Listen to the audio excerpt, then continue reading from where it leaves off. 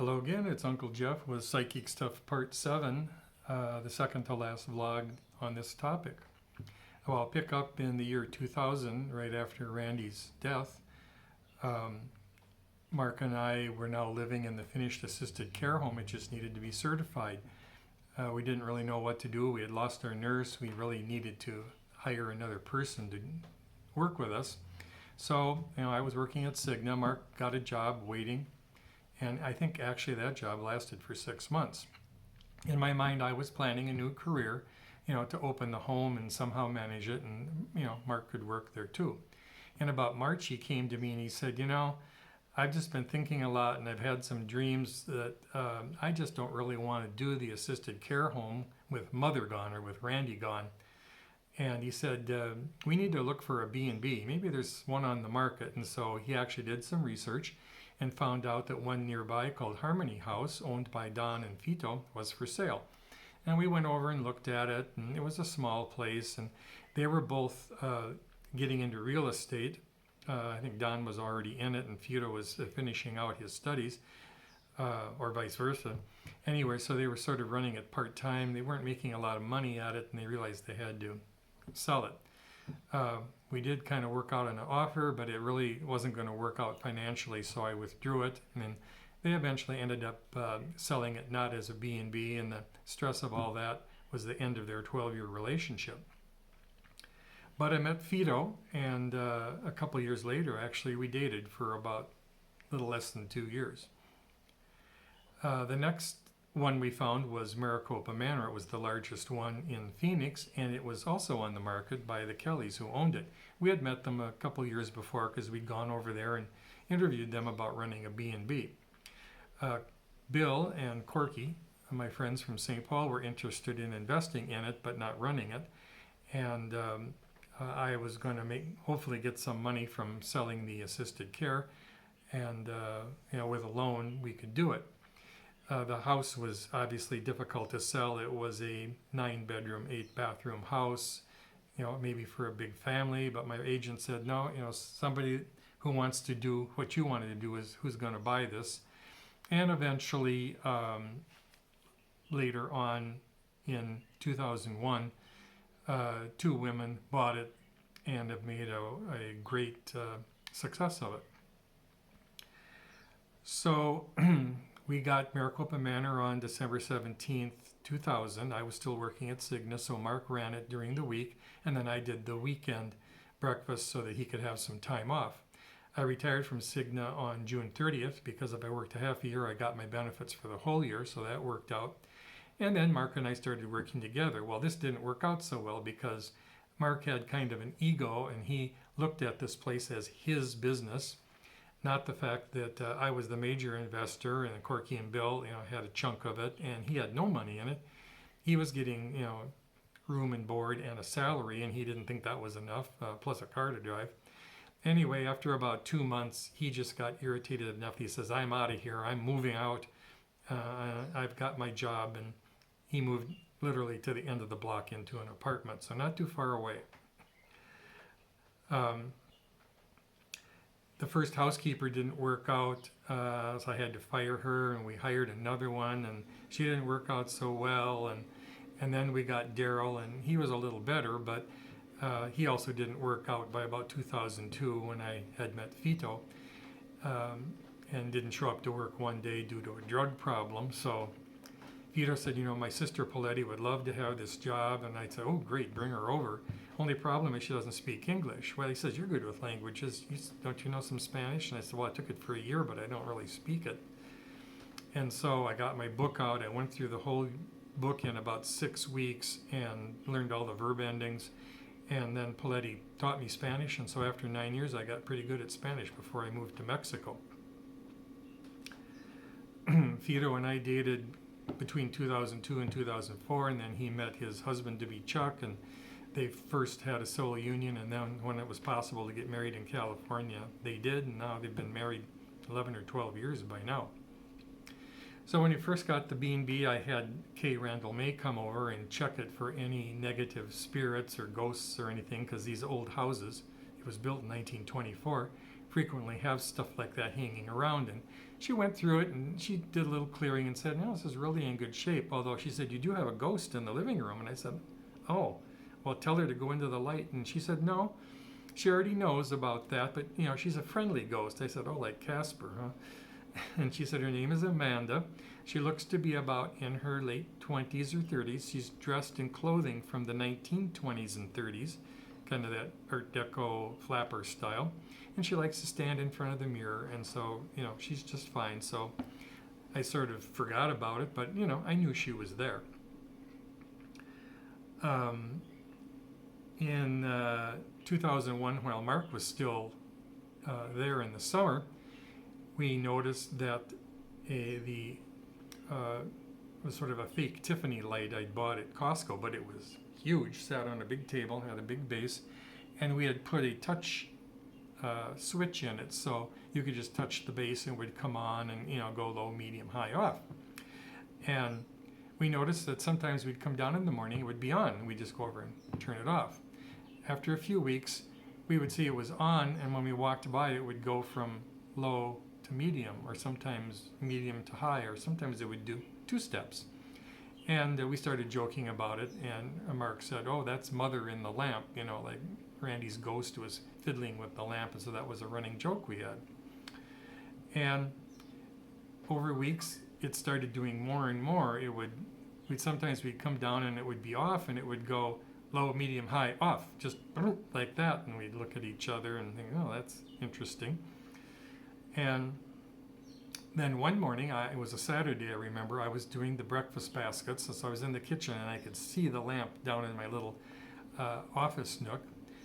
Mark was still sleeping, but in the middle of this incident, he got up and, you know, came into the room. I was playing Beethoven's Pastoral Symphony, the 6th, which is a very nice lyrical piece, you know, on the CD player. And the lamp started going low, medium, high, off, low, medium, high, off, to the exact rhythm of this symphony. And I'm looking at it and I'm thinking, wow, this is really something. You know, is it caused by the vibration from the speakers? And Mark walked out and I said, look, Mark, you know, Randy's directing the 6th Symphony in the light. And he goes, no, he said, it's those really good cost speakers I bought you guys. Well, he bought it with our money, of course, that were in the wall unit kind of behind this. And he said, they're just causing the lamp to do this. And I said, you sure it's not Mother in the lamp? So the symphony was almost over. It maybe went 2 or 3 more minutes, and, you know, we're talking, and it quit. And so, and then the lamp stopped. And he said, see, it was the speaker. So I went down to the CD player and started the symphony over again. And the lamp just sat there and did nothing. And I said, I guess Mother doesn't want to play the lamp for you now. And he was just totally confused about that. You know, I've been having regular readings with Kay, and so, I don't know, it was a few weeks or a month later, I was up for a reading, and I didn't really ask questions. I just let things come through that came through.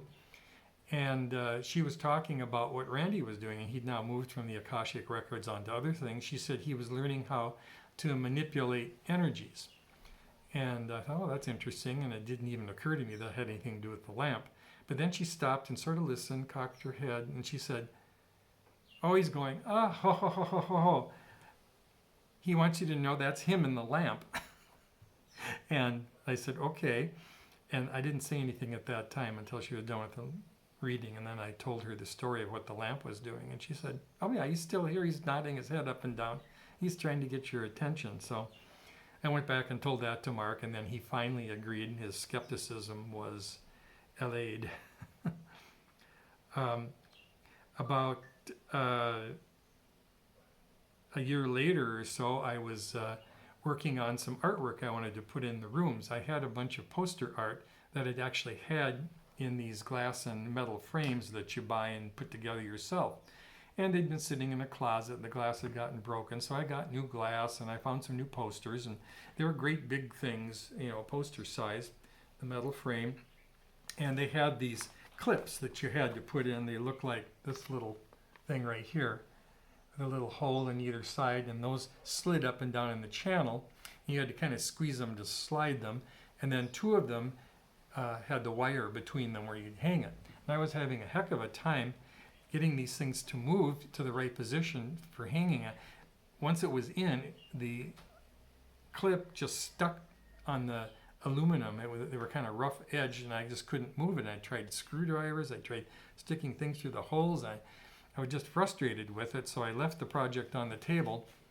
And that very night, I had another lucid dream, or maybe it was close to the morning, because I still remember it to this day. And the dream takes me back to my childhood. I'm next door with my friend Brent Pushing, and we're playing horse, which it was a game we used to play at the basketball hoop, where you would get so many tries to get a basket, and then once you qualified, you'd get each letter of the word horse, and once you got the E, then you were the winner. So we're playing horse, and out comes his older brother Todd from the kitchen door and around the corner, and we were always a little leery of Todd because he was going to tell us to get out of the way, or don't mess my basketball up or something, because he was 8 years older, and we basically avoided him. No, he came out, he was smiling, and he looked at me and he said, "Jeff," he said, "I understand you're having some trouble with your project." And I just said, "Yeah." And he said, "Look in the waterworks," and smiled, and that was the end of the dream. So that morning, I'm thinking, well, my project is those frames. Look in the waterworks, what's that all about? And during the day, it finally occurred to me the waterworks is referring to the reverse osmosis unit I had under the sink for drinking water. And there were two charcoal filters, and there was a tool that you had to put in to pull the filters out that looked like this thing. And you'd put it in the top and then squeeze it and hook it into the holes, and then you could pull the charcoal filter out because of the water that was down in there and the weight it made suction. You couldn't grab it any other way. So I took that tool and I looked at it and I thought, I wonder if it fits in these holes that are on both sides of that clip. And indeed, I squeezed it, put it in, squeezed it a little bit, and they slid up and down perfectly in the channel. And that was the solution for taking care of my problem. Years later, I talked to Todd once on the phone after Dave and I moved to Mexico. We were trying to connect with Brent, which we were never able to do.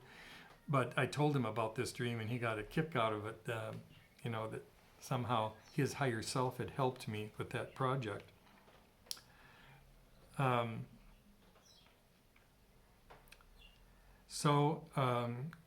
I continued on with readings with Kay. Another one I had was right after Halloween once. I remember I was driving up to her house in the evening. It was dark. It was a 7:30 appointment.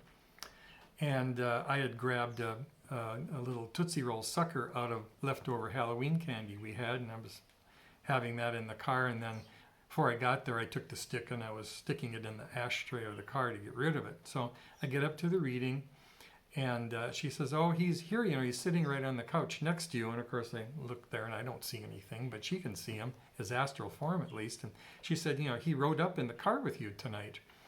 And I said, "Oh." I said, "Well, that's nice." And he was trying to get your attention, but she said, "You were just busy trying to poke something in the dashboard or do something with your hand, and he's trying to touch you, and all you wanted to think about was poking something like in the ashtray." And I go, "Really?" And I told her what I had done. So, she would give me little confirmations that he was actually around. Now, how would she ever guess at something like that? So we're having the reading. I didn't usually ask questions. Sometimes I did, but most of the time I just let him tell me about things that were going on. And in the middle of the reading, she stops and she says, "He's really got an issue he wants to bring up." And I said, "Okay, what's that?" She said, "You can't take that tree out of your property. It's an anchor, and its roots go into Mother Earth, and its branches and leaves go up to the heavens. And that's like the seventh chakra on the body, and the roots are like the root chakra, the first. And you just can't take that out because it'll ruin the energy of your property." And I go, "Okay." So at the end of the reading, I give her confirmation that this is all true. Not 2 weeks before this reading, I had decided this big pecan tree that was at the back of the main B&B house had to come out.